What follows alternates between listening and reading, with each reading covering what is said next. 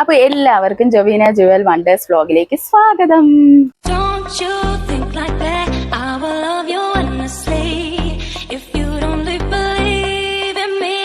ഇങ്ങനെ നമുക്ക് ഒരു സിറ്റുവേഷൻ ഹാൻഡിൽ ചെയ്യാം എന്നുള്ളതാണ് നിങ്ങൾ ഇതൊന്ന് കാണാൻ പോകുന്നത്.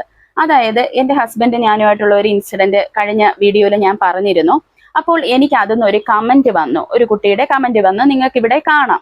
അപ്പൊ ആ കമന്റിൽ ഇങ്ങനെയാണ് ചോദിച്ചിരിക്കുന്നത്: എന്റെ ഹസ്ബൻഡ് എന്നെ കുറിച്ച് കുറ്റം പറയുന്നത് കേൾക്കാൻ നിന്നിട്ടല്ലേ വീണ്ടും അവർ എന്നെ കുറിച്ച് ഹസ്ബൻഡിനോട് കുറ്റം പറഞ്ഞു കൊടുത്തുകൊണ്ടിരിക്കുന്നത്? ആദ്യം തന്നെ അതങ്ങ് നിർത്തിയിരുന്നെങ്കിൽ, എന്നെ നന്നായിട്ട് പ്രൊട്ടക്ട് ചെയ്തിരുന്നെങ്കിൽ വീണ്ടും എന്റെ ഹസ്ബൻഡിനോട് ചെന്ന് ആരും കുറ്റം പറയത്തില്ലല്ലോ. അത് മാത്രമല്ല, എന്നെ അകറ്റി നിർത്താതെ പ്രൗഡായിട്ട് കൂടെ നിർത്തുകയല്ലേ ചെയ്യേണ്ടിയിരുന്നത്? ഈ ക്വസ്റ്റ്യൻ എനിക്ക് വളരെയധികം ഇഷ്ടപ്പെട്ടു. അപ്പോൾ എനിക്ക് തോന്നി ഇതിനൊരു മറുപടി എന്താണെന്ന് കൊടുക്കണം. കാരണം ഒത്തിരി പേരുടെ മനസ്സിൽ ഇങ്ങനെ കാണും, ഹസ്ബൻഡിന്റെ ഭാഗത്തു നിന്ന് ഒരു തെറ്റ് കാണും, ഹസ്ബൻഡ് ശരിയല്ലേ, അവര് കേൾക്കാൻ നിന്നിട്ടല്ലേ എന്നുള്ള ഒരു കാര്യം കാണും. അപ്പോൾ ഞാൻ ഈ സിറ്റുവേഷൻ ലോട്ട് ചെല്ലാതെ ഇത് ഹാൻഡിൽ ചെയ്തത് എങ്ങനെയാണെന്ന് നിങ്ങളോട് പറയാനാണ് എനിക്ക് കുറച്ചുകൂടെ താല്പര്യം. അപ്പോൾ ഈ കുട്ടിയോട് എനിക്ക് ഭയങ്കര താങ്ക്സ് ഉണ്ട്. കാരണം താങ്ക്സും ഒരു സന്തോഷമുണ്ട്. കാരണം പെൺകുട്ടികളായിരുന്നാൽ ഇത്രയ്ക്ക് തന്നെ ഇന്റലിജന്റ് ആയിരിക്കണം, നമ്മൾ ഇങ്ങനെയൊക്കെ ചിന്തിക്കണം, അത് അത്യാവശ്യമാണ്. ആദ്യത്തെ ചോദ്യത്തിനുള്ള ഉത്തരം, അതായത് എന്റെ ഹസ്ബൻഡ് എന്നെ പ്രൗഡായിട്ട് കൊണ്ട് നടക്കുകയല്ലേ വേണ്ടിയിരുന്നത്, അല്ലെ? ഒരു കൂട്ടുകാരിനെ കണ്ട് അവൾ എന്തോ പറഞ്ഞെന്നും പറഞ്ഞ് എന്നെ അങ്ങോട്ട് മാറ്റി നിർത്തുവാണോ വേണ്ടത് എന്നുള്ളതിനുള്ള ആൻസറാണ് ഞാൻ ഈ പറയുന്നത്. ഞങ്ങൾ പ്രേമിച്ച് നടക്കുന്ന സമയത്തും ഞങ്ങൾ കല്യാണം കഴിച്ച് കഴിഞ്ഞ സമയത്തും, അതായത് ഞങ്ങൾ രജിസ്റ്റർ മാരേജ് ആണ് ചെയ്തത്, ആ സമയത്തും എൻ്റെ ഹസ്ബൻഡിന്റെ ഫ്രണ്ട്സിനെ കണ്ടാലും ആരെ കണ്ടാലും എന്നെ ഇങ്ങനെ തോളോട്, അതായത് പുള്ളിയുടെ നെഞ്ചിലോട്ട് ചേർത്ത് ഇങ്ങനെ, അതായത് നമ്മളിങ്ങനെ വട്ടമിട്ട് പിടിക്കത്തില്ലേ, അത് കണക്ക് പിടിച്ച് എന്നെ അടുപ്പിച്ച് നിർത്തിയിട്ട്, ഇതാണ് ഞാൻ കെട്ടാൻ പോണ പെണ്ണ് കേട്ടോ, ഇതാണ് എൻ്റെ കൊച്ചു കേട്ടോ, ഇതാണ് എൻ്റെ വൈഫ് കേട്ടോ എന്ന് വളരെ പ്രൗഡായിട്ടാണ് എൻ്റെ ഹസ്ബൻഡ് പറയുമായിരുന്നത്. അതുപോലെ ഇപ്പോഴത്തെ സാഹചര്യം കൂടെ ഞാൻ പറയാം. ഇപ്പൊ ഞാൻ ഇത്രയും വണ്ണം വെച്ച്, അതെ ഇപ്പോഴാണ് ഞാൻ കുറച്ചെങ്കിലും നിങ്ങളെ മുമ്പിൽ സ്മാർട്ടായിട്ട് നിങ്ങൾ എന്നെ കാണുന്നത്, അല്ലാതെ ഞാൻ ഒരുങ്ങത്തില്ല. ഇപ്പൊ നിങ്ങളെ മുമ്പിൽ വരുമ്പോഴാണ് ഞാനൊന്ന് ഒരുങ്ങുക. അതായത് ഇപ്പോഴാണ് എൻ്റെ ലൈഫിൽ ഒരു മാറ്റം സംഭവിച്ചത്. അതായത് കുറെ ആവശ്യമില്ലാത്ത ആൾക്കാരെ എല്ലാം എടുത്ത് ഞാൻ ബാസ്ക്കറ്റിലോട്ട് ഇട്ട് കഴിഞ്ഞപ്പോൾ എൻ്റെ ലൈഫ് നല്ലതായി. അപ്പോ ഇപ്പോഴാണ് ഞാൻ ജീവിക്കാൻ തുടങ്ങിയതെന്ന് പറയുന്നതാണ് സത്യം. അപ്പോ ഇതിന് മുമ്പത്തെ ഒരു വീണയുണ്ട്. അതായത് നിങ്ങൾക്ക് ഇവിടെ ഞാൻ കുറച്ച് ഫോട്ടോസ് കാണിക്കാം, ഇത് കണ്ടോളൂ. ഈ ഫോട്ടോസിലൊക്കെ നിങ്ങൾക്ക് എന്നെ കാണുമ്പോൾ അറിയാം അല്ലേ, ഞാൻ എത്ര ഒരുങ്ങത്തുമില്ല, പിടിക്കത്തുമില്ല, വൾഗറായിട്ടാണ് ഞാൻ നടക്കുന്നതെന്ന് നിങ്ങളൊന്ന് കണ്ടു നോക്കിയേ. ഈ എന്നെയും കൊണ്ട് ഇത്രയും വർഷം കാലം വളരെ പ്രൗഡായിട്ടാണ് എൻ്റെ ഹസ്ബൻഡ് കൊണ്ട് നടന്നത്. അതായത് ഒരു എക്സാമ്പിൾ ഞാൻ പറയാം. ഇപ്പോൾ എൻ്റെ ഏഞ്ചല് ഞങ്ങളെ കൂടെ ഇല്ല, അങ്ങോട്ട് പോണു, ചേട്ടൻ വർക്ക് ചെയ്യുന്ന ഹോസ്പിറ്റലിലോട്ട് പോവുകയാണ്. ഈ കോലത്തിലോട്ടാണ് ഞാൻ അങ്ങോട്ട് കയറി ചെല്ലുന്നത്. കാരണം ഞാനൊരു ഡിപ്രസീവ് സ്റ്റേറ്റിലായിരുന്നു എന്ന് വേണം പറയാം. അപ്പോൾ എന്നെ കൊണ്ട് പോകുമ്പോൾ എൻ്റെ കയ്യും പിടിച്ച്, കൊച്ചി വാ ഇതാണ് ഹോസ്പിറ്റൽ, അതായത് പുള്ളി വർക്ക് ചെയ്യുന്ന ഹോസ്പിറ്റൽ അല്ലേ, അപ്പൊ എന്നെ കാണിക്കാനൊക്കെ പുള്ളിക്ക് ഭയങ്കര ഇഷ്ടമാണ്. എന്നിട്ട് എൻ്റെ കയ്യും പിടിച്ചാണ് ആ വർക്ക് ചെയ്യുന്ന ഹോസ്പിറ്റലിൽ പുള്ളി നടക്കുന്നത്. അപ്പൊ ഞാൻ എന്തോ ചെയ്യുന്നറിയാം, ഈ കൈ വിട്ട് കളയും. കാരണം എനിക്ക് നാണക്കേട്, ആളുകൾ കാണൂലേ, മലയാളീസ് ഒക്കെ ഉള്ളതല്ലേ, അല്ലെങ്കിൽ പുള്ളിയുടെ തന്നെ ഹയർ പോസ്റ്റിൽ ഇരിക്കുന്നവരൊക്കെ കണ്ടിട്ട് വല്ലതും പറഞ്ഞാലോ എന്ന് വെച്ചിട്ട് ഞാൻ ഈ കൈ വിടും. ഞാൻ പറയും, ചുമ്മാ അതിരി മനുഷ്യ പിടിക്കാതെ, ആളുകൾ കാണൂലേ എന്നുള്ളത്. അപ്പൊ കൊച്ചിങ്ങോട്ട് വാ എന്ന് പറഞ്ഞ് ഇന്നും അതിനൊരു മാറ്റവും സംഭവിച്ചിട്ടില്ല കേട്ടോ. അപ്പൊ അതും കൂടെ ഞാൻ നിങ്ങളുടെ അടുത്ത് പറയണം. കാരണം നമുക്ക് കുറച്ചു നേരെ വീഡിയോ ഉള്ളൂ, അതുകൊണ്ടാണ് ഒത്തിരി കാര്യങ്ങൾ എനിക്ക് പറയാൻ പറ്റാതിരുന്നത്. അത് മാത്രമല്ല, ഞാനിത് എൻ്റെ ലൈഫിലേക്ക് നിങ്ങൾ നോക്കുന്നതെന്നും നല്ലത്, എനിക്ക് വേണ്ടത് നിങ്ങൾക്ക് ആർക്കെങ്കിലും ഇങ്ങനെ ഒരു സിറ്റുവേഷൻ ഉണ്ടെങ്കിൽ അത് എങ്ങനെ നിങ്ങൾ ഹാൻഡിൽ ചെയ്യണമെന്നും കൂടെയാണ് ഞാനിപ്പോൾ നിങ്ങൾക്ക് പറഞ്ഞു തരുന്നത്. എനിക്ക് ഒത്തിരി ഹസ്ബൻഡ് ആൻഡ് വൈഫിനെ ഇങ്ങനെ അറിയാം. സ്ത്രീകൾക്ക് വണ്ണം കൂടിപ്പോയി, അല്ലെങ്കിൽ അവൾ പ്രസവിച്ച് കഴിഞ്ഞപ്പോൾ അവൾക്ക് അങ്ങ് കുഞ്ഞായിപ്പോയി, അപ്പൊ അവളെ ഒരു ഭാര്യയായിട്ട് കാണാൻ കഴിയുന്നില്ല, അല്ലെങ്കിൽ അങ്ങനെയൊക്കെ എന്താ പറയുന്നത്, സ്ത്രീനെ ഒരു പ്രസവം കഴിഞ്ഞാൽ ഒരു അമ്മച്ചിയായിട്ട് കാണുകയും, അല്ലെങ്കിൽ അവരെ കൂടെ കൊണ്ട് നടക്കാൻ അവൾക്ക് ഒത്തിരി വണ്ണമാണ്, അവളെ കാണാൻ ചന്തമില്ല, അവൾ ഉടിക്കുന്ന ചുരിദാറ് കൊള്ളത്തില്ല, അവളെ കറുത്തിട്ടാണ് എന്നൊക്കെ പറഞ്ഞിട്ട് മാറ്റി നിർത്തുന്ന ഒത്തിരി ദമ്പതിമാരെ എനിക്കറിയാം, കൂടെയൊന്നും കൊണ്ടുപോകത്തില്ല. അപ്പൊ അതുകൊണ്ടാണ് ഞാൻ പറയുന്നത്, ഈ സിറ്റുവേഷൻ ഞാൻ എങ്ങനെ ഹാൻഡിൽ ചെയ്തെന്ന് നിങ്ങൾ അത് പഠിക്കണം. ഇപ്പൊ നിങ്ങൾക്ക് മനസ്സിലായല്ലോ, എൻ്റെ ലൈഫിൽ ഞാൻ ഒത്തിരി പ്രതിസന്ധികൾ നമ്മളെ ലൈഫിൽ വരും. അതെല്ലാം നമ്മളുടെ പാർട്ണർ എന്ന് പറയുന്ന നമ്മളെ എനിമിയായിട്ട് നമ്മൾ കാണാതെ നമ്മൾ ആ ഒരു പ്രശ്നം എങ്ങനെ വലിയ കോംപ്ലിക്കേറ്റഡ് ആവാതെ തരണം ചെയ്യാമെന്നുള്ളതാണ് ഞാൻ നിങ്ങൾക്ക് ഇവിടെ പറഞ്ഞു തരുന്നത്. ഈ സെയിം പ്രശ്നം ഞാൻ എങ്ങനെയാണ് തരണം ചെയ്തതെന്ന് നിങ്ങൾക്ക് ഞാൻ പറഞ്ഞുതരാം. അപ്പോൾ ഈ കുട്ടിക്ക് മനസ്സിലായല്ലോ എൻ്റെ ഹസ്ബൻഡ് എന്നിൽ പ്രൗഡ് ആയിരുന്നോ അല്ലയോ എന്നുള്ളത്. പിന്നെ എന്തിനാണ് എൻ്റെ ഹസ്ബൻഡ് ഇങ്ങനെ കാണിച്ചെന്നുള്ളതിനൊക്കെ അടുത്ത ക്വസ്റ്റ്യനിൽ നിന്ന് ഞാൻ മറുപടി തരാം. അതായത് അടുത്ത ഈ കുട്ടിയുടെ ക്വസ്റ്റ്യൻ എന്ന് പറയുന്നത്, എൻ്റെ ഹസ്ബൻഡ് എന്തിനാണ് പോയി കേൾക്കാനിരുന്നത് എന്നുള്ളതാണ്. കേട്ടോണ്ടല്ലേ ഇവര് വീണ്ടും വീണ്ടും കുറ്റങ്ങൾ ഓരോന്നിങ്ങനെ പറഞ്ഞു തരുന്നതെന്ന്. അതായത് ഈ ക്വസ്റ്റ്യൻ ഞാൻ എൻ്റെ ഹസ്ബൻഡിനോട് തന്നെ ചോദിച്ചു. അതിനു മുമ്പ് കുറച്ച് കാര്യം കൂടെ പറഞ്ഞോട്ടെ. അതായത് ഞാനും എൻ്റെ ഹസ്ബൻഡും രണ്ട് ഇൻഡിവിജ്വൽസ് ആണ്, രണ്ട് സ്വഭാവമുള്ളവരാണ്.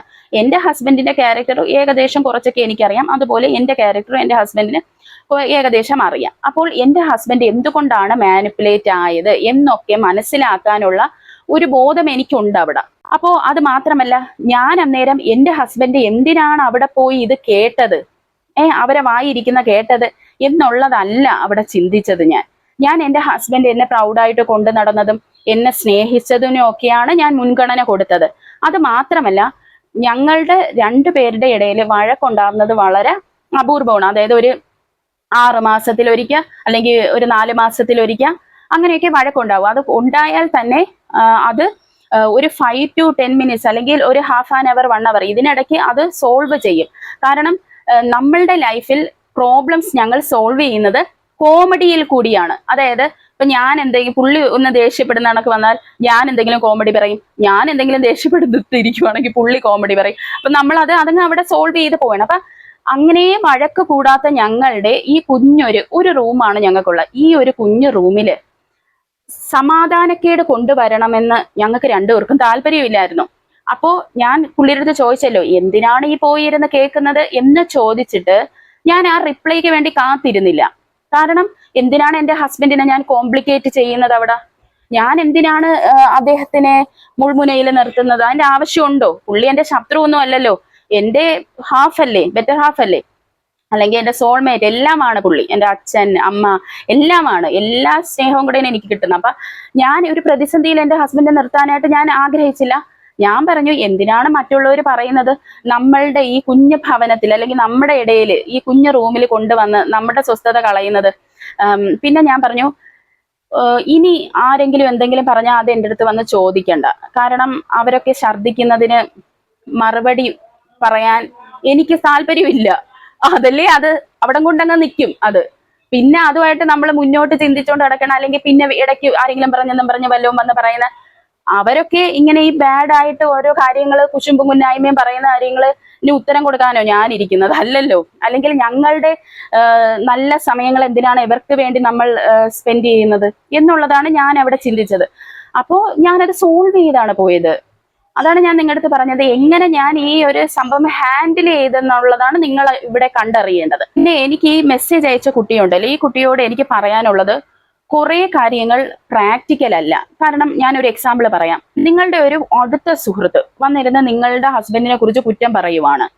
അപ്പൊ നിങ്ങൾക്ക് എടുത്തടിച്ച് പറയാൻ പറ്റുമോ? കാരണം ഇതൊരു ബെസ്റ്റ് ഫ്രണ്ടാണ്, ആ ഫ്രണ്ടിന്റെ അടുത്ത് എടുത്തടിച്ച് പറയാൻ പറ്റില്ല. അപ്പൊ നമുക്ക് പറയാം, എടി അങ്ങനെയൊന്നും ആയിരിക്കത്തില്ല, നിനക്ക് തോന്നുന്നതായിരിക്കും എന്നൊക്കെയാണ് നമ്മൾ അത് ഹാൻഡിൽ ചെയ്യുന്നതാണ് അല്ലേ? അത് എനിക്ക് ചിന്തിക്കാവുന്നതേ ഉള്ളൂ. അതുകൊണ്ട് ഞാനും അത് അത്രയ്ക്ക് എടുത്തുള്ളൂ. പക്ഷേ പിന്നെ നമ്മളെ ലൈഫിൽ ഇങ്ങനെ ഒരു സിറ്റുവേഷൻ വരാതിരിക്കാനാണ് ഞാൻ നോക്കിയത്. അപ്പൊ നിങ്ങളും നിങ്ങളുടെ പാർട്ണറിനെ നിങ്ങളുടെ സ്വന്തമായി കാണണം. കണ്ടിട്ട് അവരെ നമ്മൾ കൂടുതൽ കോംപ്ലിക്കേറ്റ് ചെയ്യരുത്. കാരണം ആണുങ്ങളാണ്, അവര് പെട്ടെന്ന് മാനിപ്പുലേറ്റ് ആവും. ആണുങ്ങൾ അങ്ങനെയാണ്. കാരണം അവരുടെ ഓപ്പോസിറ്റ് ജെൻഡർ ആണ് സ്ത്രീ എന്ന് പറയുന്നത്. അപ്പൊ ആ ഒരു പരിഗണന അവർക്ക് എപ്പോഴും കാണും. അതുകൊണ്ട് തന്നെ അതിനെ എടുത്തടിച്ച് സംസാരിക്കാനൊന്നും ചില ആണുങ്ങൾക്ക് പറ്റില്ല. അപ്പോൾ അന്ന് ആ പ്രോബ്ലം സോൾവ് ചെയ്ത് പോയിട്ട് ഇന്ന് നമുക്കൊരു കുഞ്ഞുണ്ടായി, നല്ലൊരു ദാമ്പത്യം നമ്മൾ കൊണ്ടുപോകുന്നു എന്നും പറഞ്ഞ അടിയും പിണക്കവും ഇല്ലെന്നല്ല, അടിയൊക്കെ ഉണ്ട് കേട്ടോ. പിന്നെ അത് കഴിഞ്ഞ് എൻ്റെ പ്രസവമൊക്കെ ചേട്ടനാണ് നോക്കിയത്. ഒരു പൈസ പോലും എൻ്റെ ആരും തന്നിട്ടില്ല, എല്ലാം എൻ്റെ ചേട്ടൻ തന്നെയാണ് നോക്കിയത്. നമ്മള് എന്നെ ICUവിന്റെ വെളിയിൽ ഒറ്റയ്ക്ക്, ആ എമർജൻസി ആയിട്ട് എന്നെ സിസേറിയനാണ് കയറ്റിയത്, ആ ICUവിന്റെ വെളിയിൽ ഒറ്റയ്ക്ക് കാത്തിരിക്കുമായിരുന്നു എൻ്റെ ചേട്ടൻ. നമ്മുടെ കുഞ്ഞിനെ കൈമാറി എടുക്കാനായിട്ട് എൻ്റെ ചേട്ടൻ മാത്രമേ ആ സമയത്തുണ്ടായിരുന്നു. അത് കഴിഞ്ഞിട്ട് പിന്നെ ചേട്ടൻ്റെ കൂട്ടുകാരും ഒക്കെ ഉണ്ടായിരുന്നു. ആ ഹോസ്പിറ്റലിലല്ലായിരുന്നു, അതുകൊണ്ട് പ്രശ്നമില്ലായിരുന്നു. പിന്നെ അത് മാത്രമല്ല, പ്രസവം കഴിഞ്ഞിട്ടുള്ള ശുശ്രൂഷകൾ മൊത്തം ചേട്ടനാണ് ചെയ്തത്. വേദിടുന്നത്, അതിനു വേണ്ടിയുള്ള എണ്ണയിട്ട് തിരുമുന്നത്, എന്നെ കുളിപ്പിക്കുന്നത്, പിന്നെ എന്താ എനിക്കുള്ള ഫുഡ് ഉണ്ടാക്കി തരുന്നത്. എൻ്റെ കൊച്ചിൻ്റെ കാര്യം സിസേറിയൻ അല്ലേ, എനിക്ക് ആദ്യത്തെ കുറച്ച് നാളൊന്നും ഒട്ടും പറ്റൂലായിരുന്നു. അപ്പം ചേട്ടനാണ് ലീവ് എടുത്ത് നിന്ന് ഇതെല്ലാം നോക്കി ഫുഡ് ഉണ്ടാക്കി തന്നു. ചേട്ടൻ അന്ന് അനുഭവിച്ച ഒരു സ്ട്രെസ് ഒന്നും നമുക്ക് പറയാതിരിക്കാൻ പറ്റില്ല. അപ്പം നമ്മള് കുറേ നല്ല കാര്യങ്ങൾക്ക് വേണ്ടി കുറച്ച് കാര്യങ്ങൾ നമ്മൾ ഇഗ്നോർ ചെയ്യുന്നത് നമ്മുടെ ലൈഫിൽ വളരെ നല്ലതായിരിക്കും. പിന്നെ ഇവിടെ എൻ്റെ ചേട്ടൻ നന്നായിട്ട് പ്രയത്നിച്ചു. കാരണം എൻ്റെ ചേട്ടനും നമുക്കൊരു സമാധാനമായ അന്തരീക്ഷം വേണമെന്നുള്ളത് കൊണ്ട് പുള്ളിയും പിന്നെ അതിനെക്കുറിച്ചൊന്നും പറഞ്ഞില്ല, ആരെയും കുറിച്ച് പറഞ്ഞില്ല. പിന്നെ ഞാൻ നിങ്ങളോട് പറഞ്ഞു ഞങ്ങൾ എന്താ ഫോണൊക്കെ മീൻസ് സ്പീക്കറിലാണ് ഇടുന്നതെന്ന് പറഞ്ഞു. ഇപ്പോഴത്തെ ഒരു സിറ്റുവേഷൻ പറയുവാണെങ്കിൽ എനിക്ക് അറിഞ്ഞുകൂടാ ആരെങ്കിലും വിളിക്കുന്നുണ്ടോ സംസാരിക്കുന്നുണ്ടോ എന്ന്. കാരണം അതൊന്നും എനിക്ക് അറിയണ്ട. കാരണം ഞാൻ തന്നെ പറഞ്ഞിട്ടുണ്ടല്ലോ, ഇവിടെ വന്ന് എൻ്റെ അടുത്തൊന്നും ചോദിക്കണ്ട, ഇവിടെ നമ്മളെ കുടുംബത്തിൽ മറ്റൊരാൾ പറഞ്ഞ ഒരു കാര്യം വന്ന് ഇവിടെ പറയണ്ട എന്ന് പറഞ്ഞതുകൊണ്ട് തന്നെ ആ പുള്ളി ഒന്നൊന്നും പറയാറുമില്ല, ഞാനൊന്നും അറിയാറുമില്ല. പിന്നെ ഇവിടെ വെച്ചായിരുന്നാലും ഫോൺ ചെയ്യുമ്പോഴത്തേക്കും പുള്ളി സ്വാതന്ത്ര്യത്തോടെയാണ് സംസാരിക്കുന്നത്. എനിക്ക് വന്നാൽ ഞാൻ സ്വാതന്ത്ര്യത്തോടെ സംസാരിക്കാറുണ്ട്. അപ്പോൾ നമ്മളിപ്പോ വി ഗ്രോ ഓൾഡ് ടുഗെദർ എന്നാണല്ലോ. അപ്പൊ നമ്മൾ രണ്ടുപേരും അങ്ങനെയാണ്, നമ്മൾ ഒരുമിച്ച് വളരുന്നു, പ്രായം ചെല്ലുന്നു, ഒരിക്കൽ മരിക്കുന്നു. അപ്പൊ നമ്മൾ ഓരോ നിമിഷവും ചെലവഴിക്കും തോറും ഞങ്ങൾ പരസ്പരം മനസ്സിലാക്കുന്നു, ഞങ്ങളുടെ ലൈഫ് കുറച്ചുകൂടെ നമ്മൾ ഈസി ആവുന്നു ഇപ്പോൾ. പിന്നെ നിങ്ങൾ ശ്രദ്ധിക്കേണ്ട ഒരു കാര്യം എന്ന് പറയുന്നത്, നിങ്ങളുടെ പങ്കാളിയുടെ പോരായ്മകൾ നിങ്ങൾ ഇഷ്ടപ്പെടണം, അല്ലാതെ നിങ്ങളുടെ രീതിക്ക് അത് കൊണ്ടുവരാനല്ല ശ്രമിക്കേണ്ടത്. നിങ്ങൾ ആ പോരായ്മയെ ഇഷ്ടപ്പെട്ടിട്ട് അത് ആസ്വദിക്കാൻ ശ്രമിക്കുക, അല്ലാതെ നിങ്ങളുടെ ഇഷ്ടത്തിനൊത്ത് ആ മനുഷ്യനെ മാറ്റരുത്, ആ ഒരു വ്യക്തിയെ. അപ്പോൾ പ്രിയ സുഹൃത്തുക്കളെ, എനിക്ക് ഈ മെസ്സേജ് അയച്ച കുട്ടിയുടെ അടുത്തും ഇതാണ് പറയാനുള്ളത്. അതായത് നമ്മൾ കുറേ പ്രോവേർബ് പോലെ കുറെ കാര്യങ്ങൾ പഠിച്ചു വെക്കും. അതായത് ഭാര്യയുടെയും ഭർത്താവിൻ്റെ ഇടയിൽ ഇന്നതായ ആവാവൂ, ഇന്നത് പാടില്ല എന്ന് പഠിച്ചു വെക്കും. അതൊക്കെ എത്രത്തോളം പ്രാക്ടിക്കൽ ആവുമെന്ന് സത്യം പറഞ്ഞാൽ എനിക്കറിയില്ല. ഞാൻ അങ്ങനെ ഒരു ഇത് കണ്ടിട്ടും എനിക്ക് പരിചയമില്ല.